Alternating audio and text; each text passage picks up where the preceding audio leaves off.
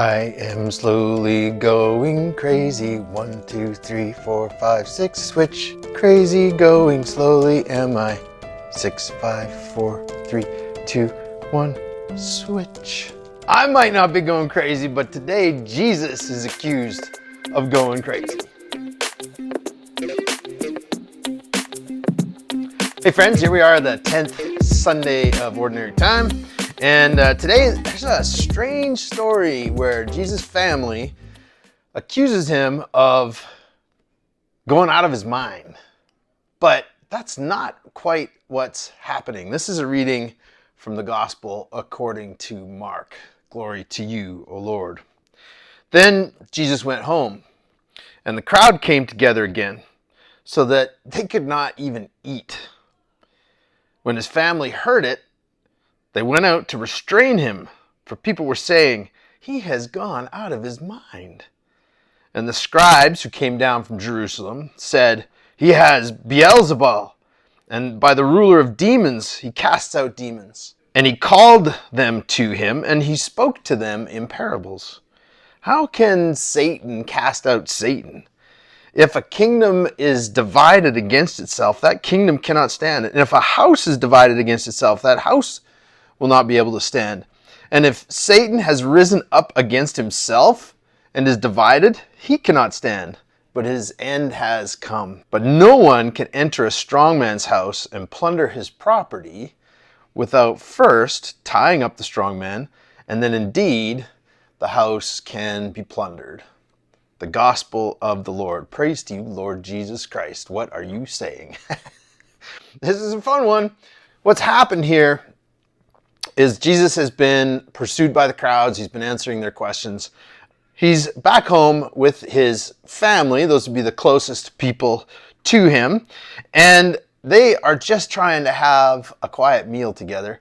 And the crowds come down and follow him. When Jesus sees that these crowds have come, he heads out and he goes to address them again. Now, after being pursued by these crowds and just trying to get home for a bowl of Kraft dinner, and his family goes to reel him in. They're like, "He's out of his mind. We have lost him. It's time to bring him back in because he's not making rational decisions at the moment." And then he addresses the scribes and he says, they're accusing him of having Satan in him. In other words, everything that he's been doing, they're saying this is not from God. So he's not healing people from God. He's not changing water into wine from God. He's doing all of this through the power of Beelzebul, which would be their incarnation of Satan at the time. And so Jesus comes out to address this. He's like, "Time out. You're wrong. How could I have Satan in me and then be casting out Satan? I go out and cast out demons out of people.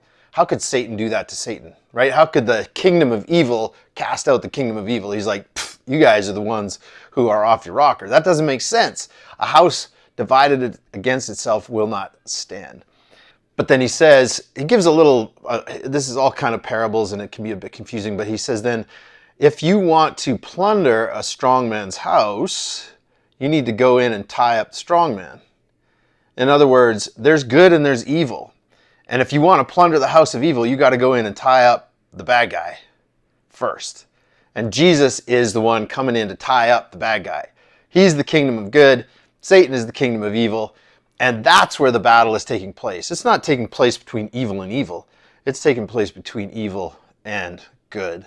And Jesus is the goodness that has come to the world to ultimately end evil. As for the family's claims that he's out of his mind, more likely they're just seeing he has gone back out to re-engage these crowds. We were trying to get away from them.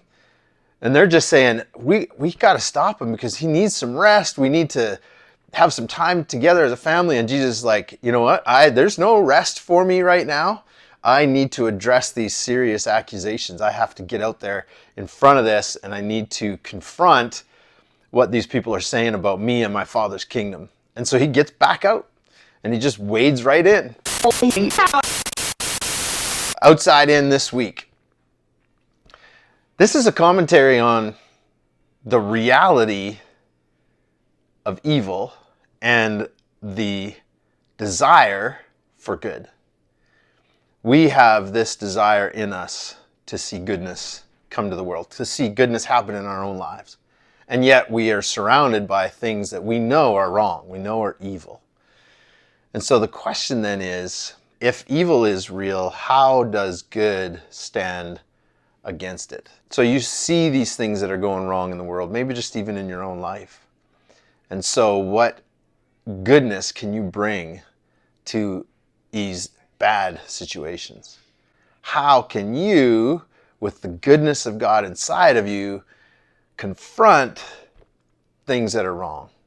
What is it going to take for you to step up and stand in front of evil and say, no, not on my watch? That's going to take some courage. It's going to take some wisdom, some discernment. It's going to take some community around us so that we're not standing alone and just get wiped out. Find the place where you can do good and stand against the things that are wrong. Find the people who are going to support you in that. And then have courage. Step forward. Trust that God's going to be with you as you go out and try and bring goodness to the world. That's what we're after this week. Love y'all. See ya in the next one as we start to wrap up the school year.